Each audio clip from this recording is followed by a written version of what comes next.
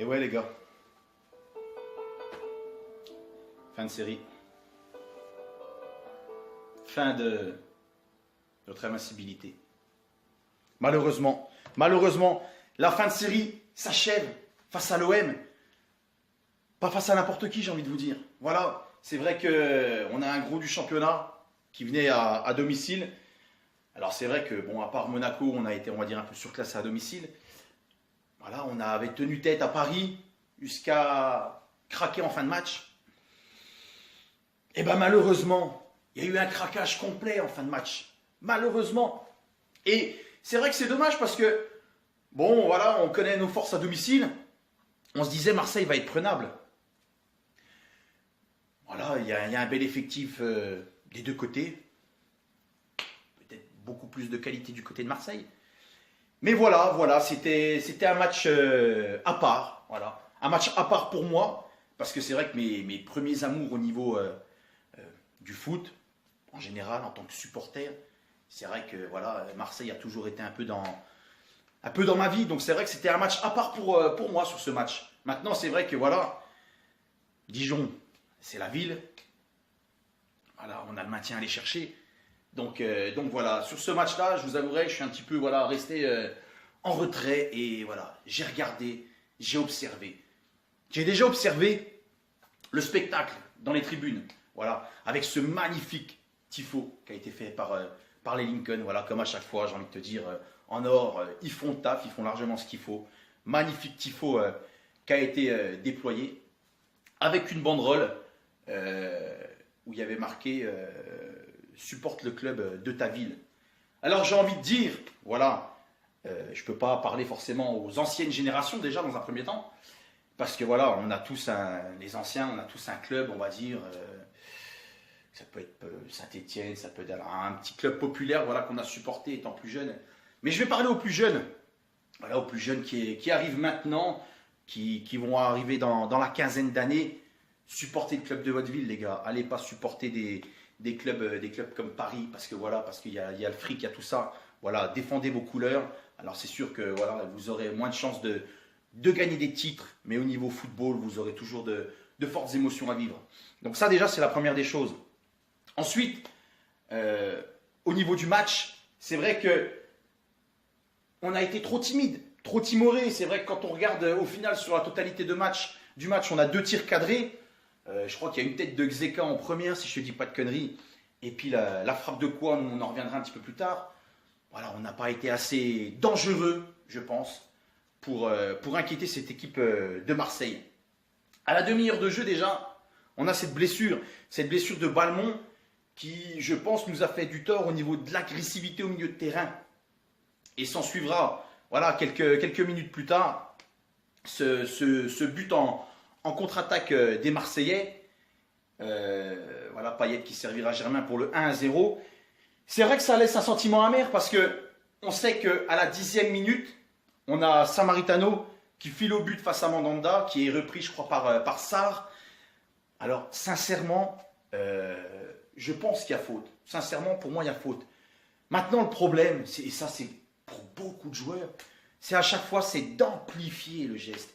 Voilà, t'es accroché, tu tombes, mais t'es pas obligé de refaire un bond par-dessus, quoi. Et là, je pense que c'est l'erreur de Samaritano, c'est qu'il a accroché, laisse-toi tomber. Mais toi, t'es accroché et en plus, on dirait que t'as une crise de spasme. Non, c'est pas possible. C'est pas possible. Donc c'est vrai que tout ça, 2 petites secondes, les gars, c'est vrai que tout ça, ça fait chier. Ça fait chier parce que, voilà, si on mène à 0 au bout de 10 minutes de jeu, ça change le match, ça change la donne. Donc Marseille rentre au vestiaire avec ce but d'avance. Voilà, petit à petit, on essaye de se créer des occasions. Quand Balmont s'est blessé, on a Marié qui est rentré. On va avoir Sliti qui va rentrer. On va avoir également Kwan. Il va y avoir encore 2-3 faits de jeu en deuxième mi-temps. Déjà la blessure de Mandanda, qui est, je pense, un tournant pour nous.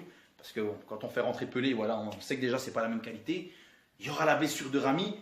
Et c'est vrai que, voilà, on va s'attendre à je n'ai pas envie de vous dire à un miracle. Mais voilà, à au moins une égalisation. Je pense qu'au moins l'égalisation, on pouvait aller la chercher. Voilà, cette défense de Marseille, ce n'est pas l'assurance tout risque.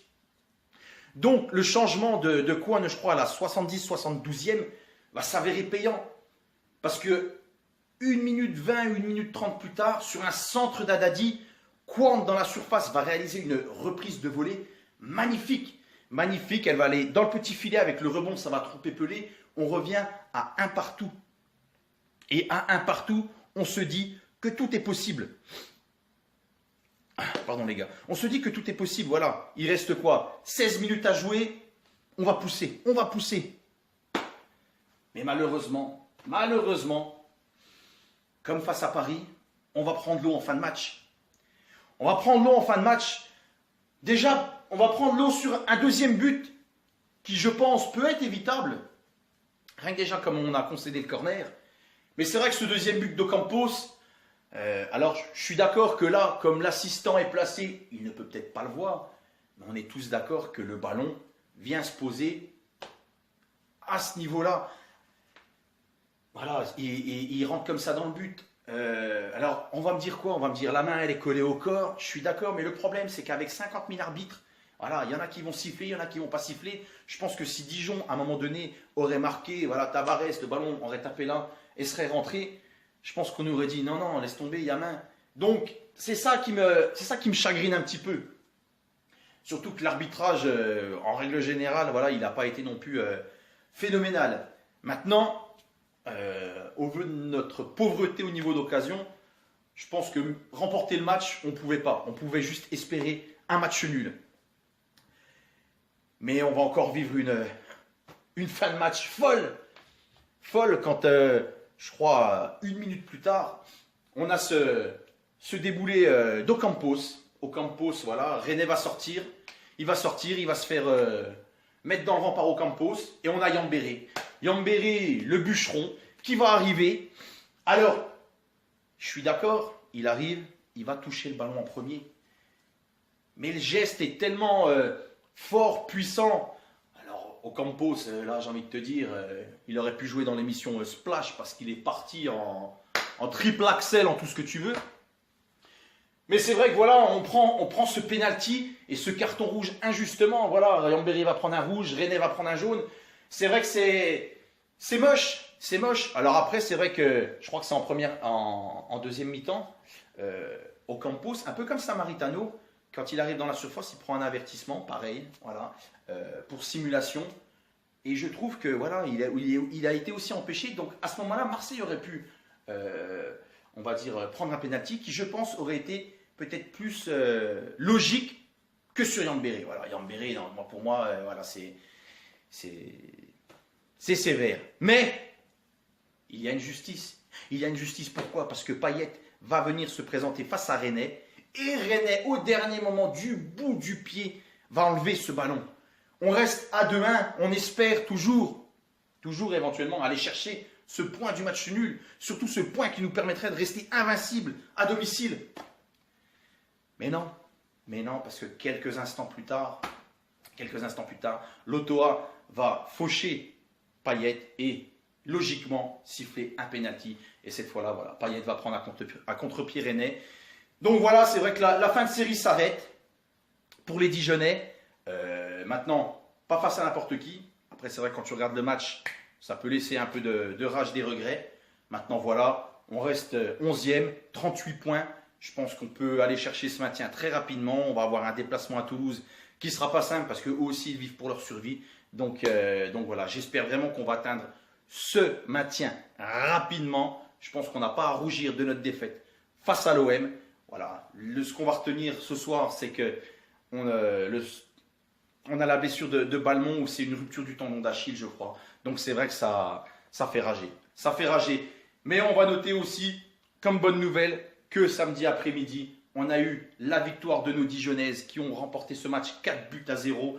Et voilà, qui se rapprochent petit à petit de la Division 1. Donc en tout cas, encore bravo à vous. Et surtout les gars, on lâche rien pour le DFCO. Ce maintien va venir et on finira en roue libre ce championnat. Et je pense qu'on va, une fois qu'on sera sauvé, on va créer encore de belles surprises. Allez les gars, ciao, bon week-end et joyeuse Pâques.